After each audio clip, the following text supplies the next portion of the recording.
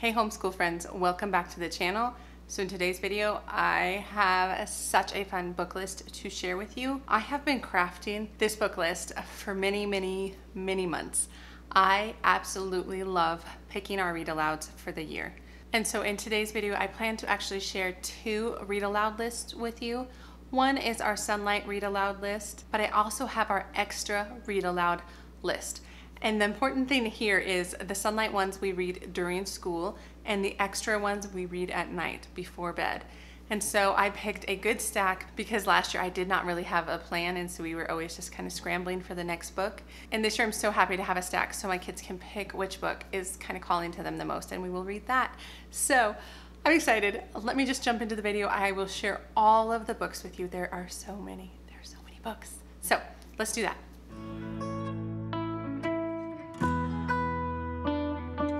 So hi, my name is Angie. Welcome to the channel if you are new here, or welcome back if you have been coming for a while. So like I said, I am sharing all of our homeschool read aloud book lists for this year, 2022-2023.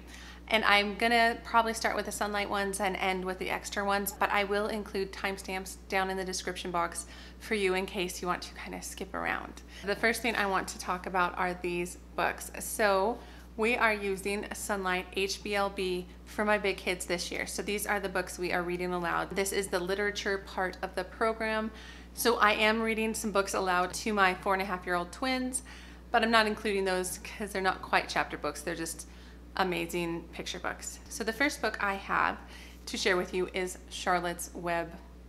This is just such a classic. This is actually how the year starts, which is fantastic. My kids are really liking it. We are already about halfway through on this one. And the funny thing is about this is I read this when they were like 4 or 5 years old, and they loved it, they enjoyed it. They didn't remember any of it. So it's been really fun to re-experience it with them, and I feel like they understand it a lot better now. So Charlotte's Web we are reading. We're also reading The Year of Miss Agnes, and this is about a kind of remote fishing village in Alaska, and there's a one-room schoolhouse, and it seems like there's often turnover in the teachers until Miss Agnes. This one is Detectives in Togas, and it's by Henry Winterfeld. And this one will be great because we are studying the ancient history right now, and this is kind of a funny mystery novel set in ancient Rome. I mean, there's not much more to say about that. I've heard good things, not like classic literature, but just enjoyable and funny, and the kids tend to like that one. So I'm also going to read Understood Betsy. So this is more of a classic, and from what I understand, it is about this girl named Betsy who lives with her aunt and uncle. So I'm not sure why she does, but she's very sheltered. She's sheltered by her aunt and uncle, and then I feel like in this story she becomes a little less sheltered. And I've heard really good things about this, like really good like life lessons, some things you can talk to your kids about. This one is called The Year of the Baby. This is by Andrea Chen, and my daughter is the most excited about this. She loves babies, and so she saw this cover and she thought she's gonna love this one the best. And it's basically about this girl named Anna who's part of a family who adopted a little girl, a baby girl from China, and she wants to be like a good big sister, but she finds it kind of hard. I think that's all this is about, which just sounds very heartwarming. And the next one is Owls in the Family, which is another classic. We have not read it, but I've heard it's really funny. It's about these two owls who get picked up by this boy and brought into his home, and I think the antics ensue from there. So I've heard good things. Henry Higgins. I've also heard good things about Henry Higgins by Beverly Cleary, but I have not picked it up with my kids yet. And it sounds like it's about Henry. He finds a pet, basically a dog named Ribsby, and I think that's what this book is about. So that sounds really cute. And then Goonie Bird Green, which again, I've heard great things about. It's about a girl named Goonie who is the new girl in the class, and she's in a 2nd grade class, and she's just really unique. It says that not every day there's a new student who shows up wearing pajamas and cowboy boots. And then the last book is Little Pear. And this again is a classic. I know we're gonna read this because it's about, I don't know if it's about ancient China. Yeah, ancient China, about this boy named Little Pear. And he gets into a variety of antics, like wheelbarrows full of vegetables, flies a kite, makes some friends, stuff like that. So it just sounds really good and really sweet. So those are the books that are part of our Sonlight read alouds. And they tend to be more classics in nature, which is actually something I like. I like that there's a bit of classics, there's a bit of more modern literature, because I wouldn't pick it to read to my kids. You'll see kind of the things that I do pick because of their interests and the things I know that they like. Let me just start with the book we're currently reading, and it's called Tuesdays at the Castle by Jessica Day George. This is so far a very cute book. We are 30 pages into it, not too far, but we're really enjoying it. It's about this girl named Celie who lives in a castle that's magical and that changes itself, like adds new wings or takes away rooms or changes the corridors around just kind of on a whim whenever it wants to. So the castle is kind of its own character or personality, and which is just fun. But then at the beginning of the book, Celie and her siblings are left by her parents. Like, her parents take this trip to see their older brother and leave Celie and her sister and her brother at the castle, and her brother's in charge. And he is just like meeting the needs, answering questions of the people around them. And then they get word that the parents have been killed, and it sounds like there are intruders from neighboring kingdoms, but Celie knows the house really well. She knows the castle really well, and it trusts her. And so it sounds like there's some adventures to be had. We don't know what's going to happen yet with the parents, if they're really dead or not. I don't know if it's kind of like Frozen, where kind of the parents go off and are killed, and then the siblings have to raise themselves. I'm not sure if it's going to have that vibe or if the parents are going to come back. We shall see. But we're into that book, and so we're definitely going to finish that. Another book we're going to read is this one. So Snazzy Cat Capers, Meow or Never. This is the third book in the Snazzy Cat Capers series. We read one of these last year. My daughter listened to another. She just loves it. It is about this cat who is a cat burglar in an organization of cat burglars, and she's always competing to be the best in the world at like different heists or what have you. And this one will be no different, I am sure. And there's pictures. Like, sometimes they're like comic book style pictures you can see there. And so it's enjoyable. We have enjoyed reading those. So the next one I will show you, okay, I'll show you this one. So this is a book that we got off of the Build Your Library, I think the level 1 list, yeah, the ancient history list.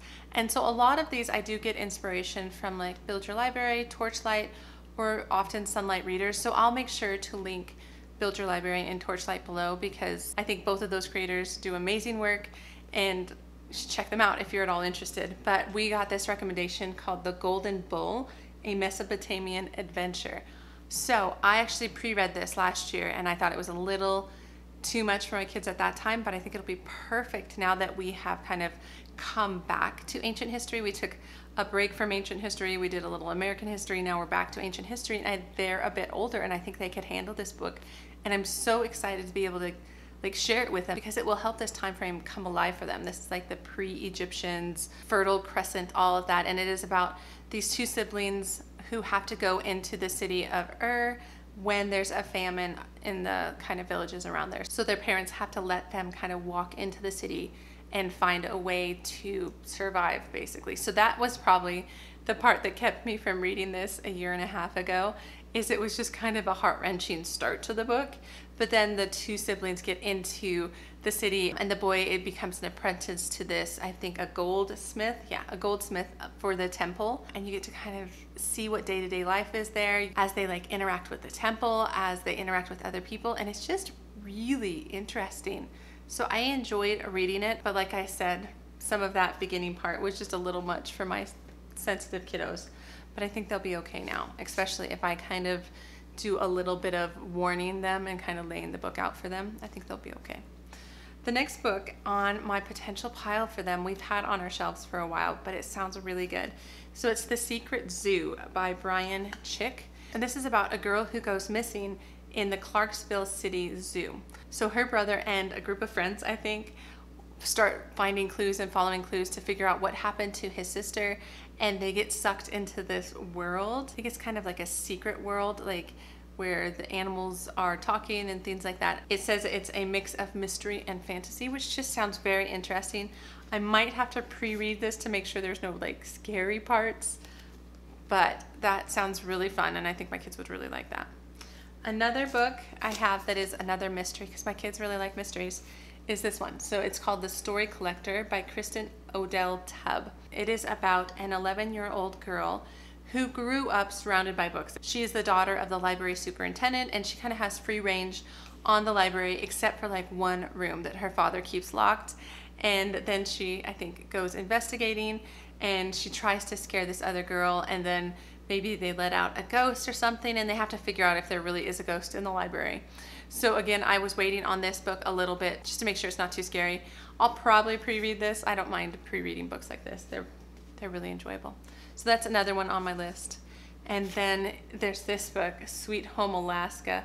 It says some things in life just need a chance to grow. So this one I've been recommended so many times. It has a lot of the Little House on the Prairie kind of frontier, starting your own homestead sort of vibes to it, but it's in Alaska, and it's during the Great Depression. It's just about her adjusting to life in Alaska. It's about her family adjusting and just finding a place for themselves. I've heard it's really sweet and really fun. So there's that book. And then another book, I think this will be the next book we read because my daughter picked the Tuesdays at the Castle book, and my son really wanted to read this one, and it's called Snared: Escape to the Above by Adam J. Epstein. And we got this in the Sonlight Elementary Summer Reader package. And so this is about a boy named Wiley Snare who has been living underground. Like, he has never been above ground, and he kind of has this job of protecting like this ancient treasure of some sort, and he's really good at setting traps. So that's just kind of who he is. And then I think this book is about a group of elves, warriors, a giant, who come down and they start defeating his traps, and I think they want to bring him above ground to have him help fight against like the big bad king above ground. So I don't know, it sounds really fun, and I know my son would love this. He has loved so many books that are kind of like this, so it is one that I will pre-read though, just to make sure that my daughter doesn't get too scared. And then I have two books here that I'm not sure if I'm going to get to them now or at the beginning of next year when we do medieval times, because they're a little bit more medieval in nature, but I got them off of, again, the Build Your Library list, and that's Mice of the Round Table, A Tale of Camelot, and The Mad Wolf's Daughter, When a Lass Becomes a Legend. And this one I believe is about Scotland, and this one's obviously about England.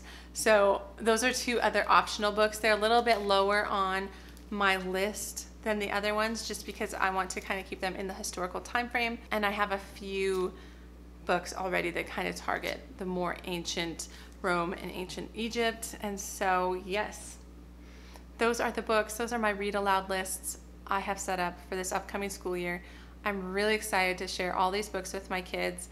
I realize I have a little bit of pre-reading to do, but only because my kids are a little bit sensitive. I feel like they probably would be fine for 3rd and 2nd graders, but I will be sure to keep you updated because I talk in my monthly update videos about our read alouds and how they're working for my kids and how appropriate they are for the ages. So if you subscribe and stay tuned for those, you'll hear my thoughts about how these books actually went in kind of real time as we're reading them, which I think can be really useful.